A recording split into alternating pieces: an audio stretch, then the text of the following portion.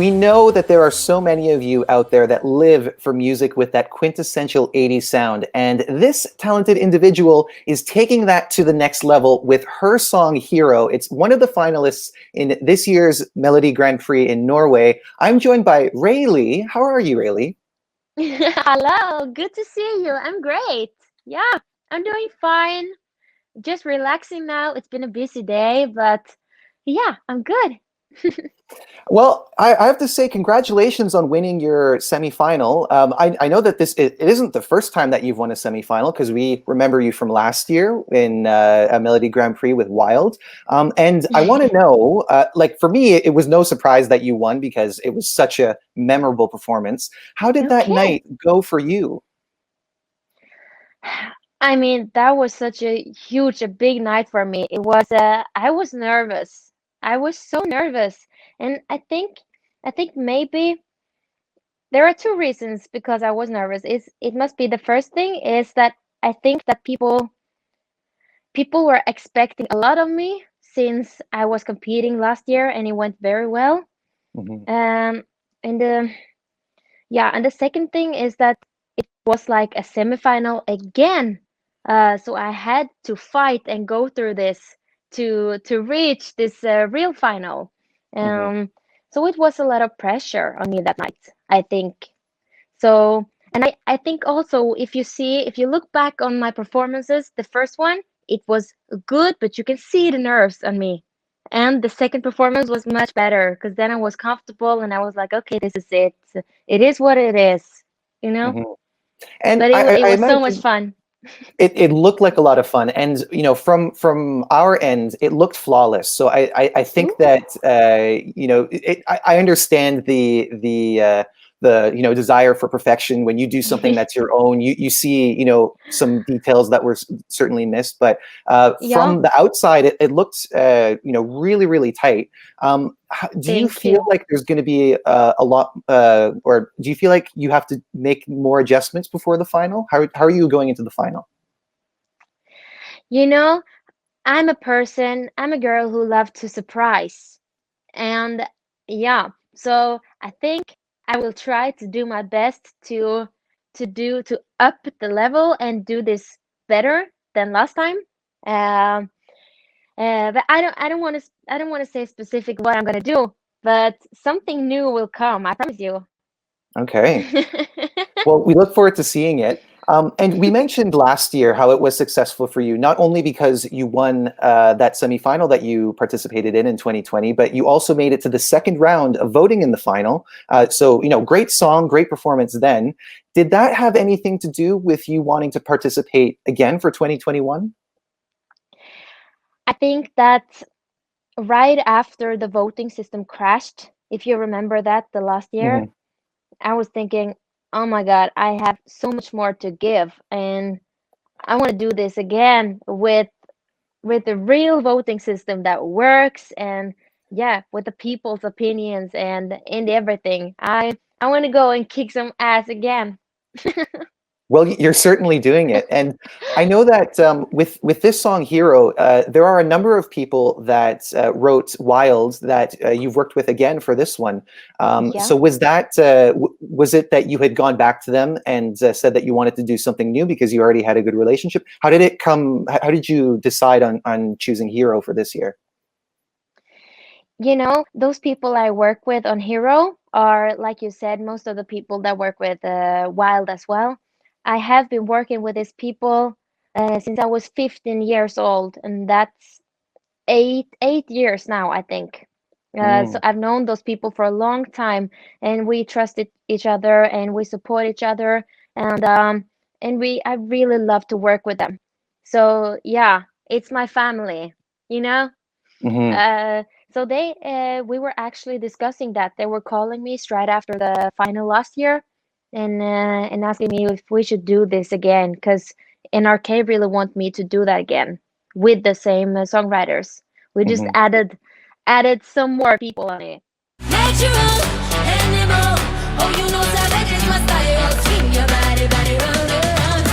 Like it wild, yeah, like it wild. I like it wild. you added a few more people, but also the thing that is like unmistakable about this song is, as I mentioned, the quintessential 80s sound. And it's really like, this is obviously something that it's popular right now in pop music to see 80s inspired music, but this is like totally 80s. And I want to know, how did how did you arrive at that decision to really go all out with the sound and the visuals? You know, the songwriters and the producers here, they sent me this song with a demo of a beautiful, talented girl, Laurel, and she's helping me a lot now. And she is one of the songwriters there. And it was so much 80s vibes in this, and we were just, okay, we need to remove the ponytail and go all in for the 80s. It just, it's so much better when you see a performance with like the style fits in and the clothing and the hair and everything. And I'm not afraid of changing a style. I think it's just so much fun. I Yeah. want to show people a little bit of what we're talking about in case they haven't seen it, because this Okay. moment, whether or not you've seen the movie that this is a reference to, most people will recognize it. So I'm going to play this. Oh, baby, look at me go. I don't need a hero.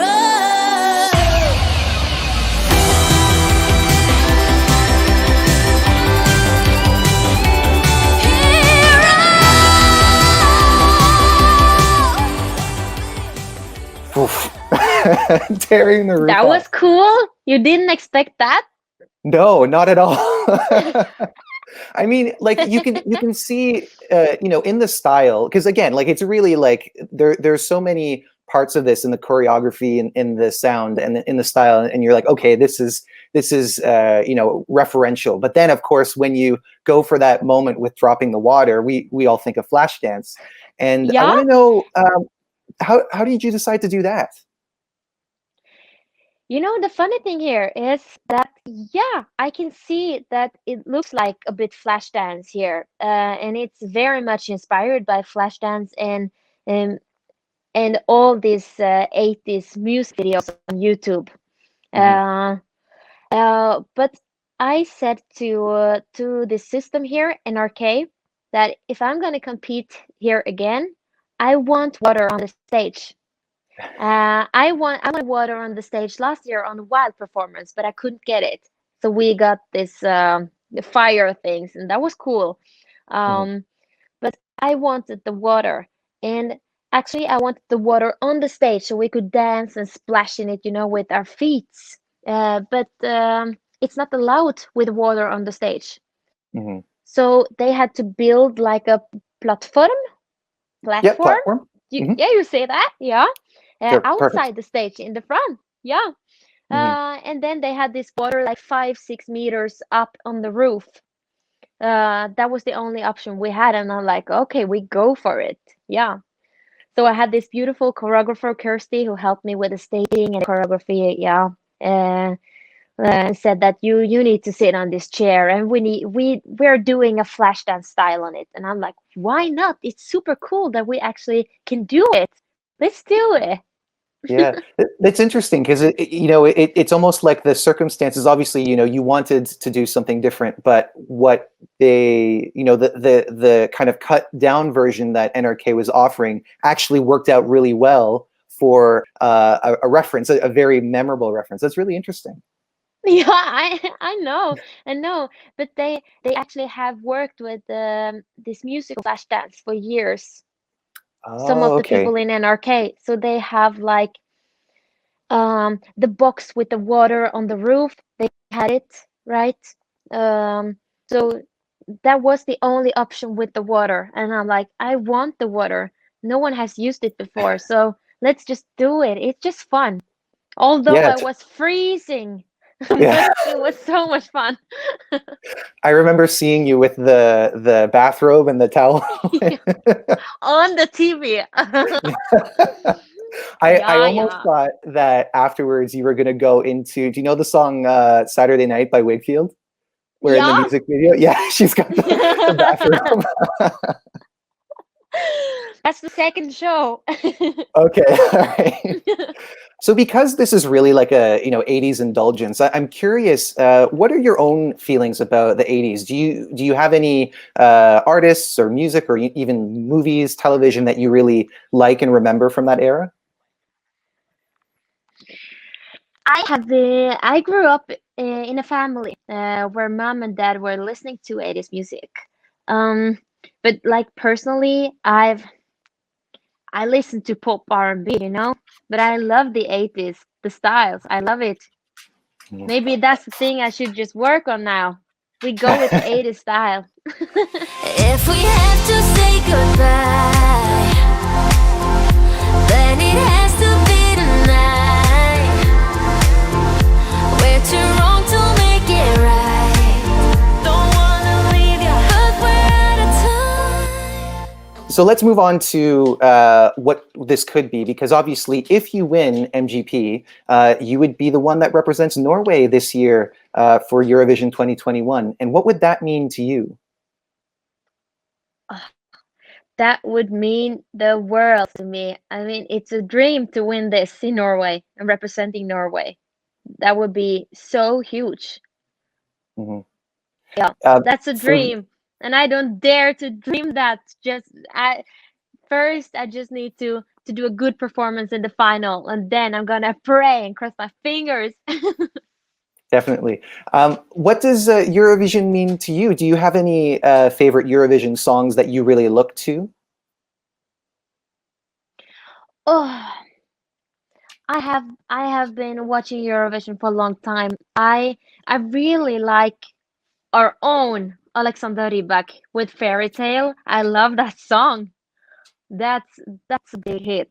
Mhm. But I also have one more song that I really love. I don't remember the name now, but it was the song "Rise Like a Phoenix." You Oh yeah, remember that song? yes, of course. Conchita Wurst, "Rise Like a Yeah, Phoenix." that was it. Conchita, yeah, "Rise Like a Phoenix." That was just so beautiful and unique performance. Something you didn't Hmm. expect. Hmm. Do you ever So see I yourself have good memories with that. do you ever see yourself doing a ballad, kind of like what Conchita did, if you were to do something, whether it was Eurovision or something else?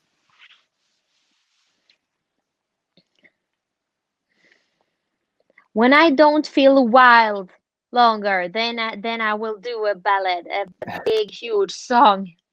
But now I'm in the 2020s and like I need to dance and do all the stuff that just give me happiness, and then I will give you a huge song. One day I will. Well, you're clearly you definitely give us huge songs. They're just huge songs with a dance beat and the kind of songs that make us want to move, or the kind Oh, of I songs that are love that. inspirational. So, Yeah, but hopefully, that's important for me to spread energy and happiness with the music. and as much as you may not need a hero in your song, maybe you'll be the hero that Norway needs for Eurovision. So, best of luck to you. That was nice said. There's a reason why I do what I do. But thank you, thank you so much for joining us to talk about this. Best of luck in the final. I'm sure that you're going to be grabbing lots of attention, and people have to remember to vote as well, not just to watch the performance, but to vote if they think that your Yeah. song is best. And guys, Oh, that would mean so much. we're going to be following all of the things that happen around Norway and Melodi Grand Prix, as well as all of the other national selections. So be sure to subscribe to Eurovoxx and follow us on our socials. Be sure to follow Raylee as well, because she's got lots going on and we'll want to keep updated with everything that she's doing. And we will catch you on the next video. Take care, guys.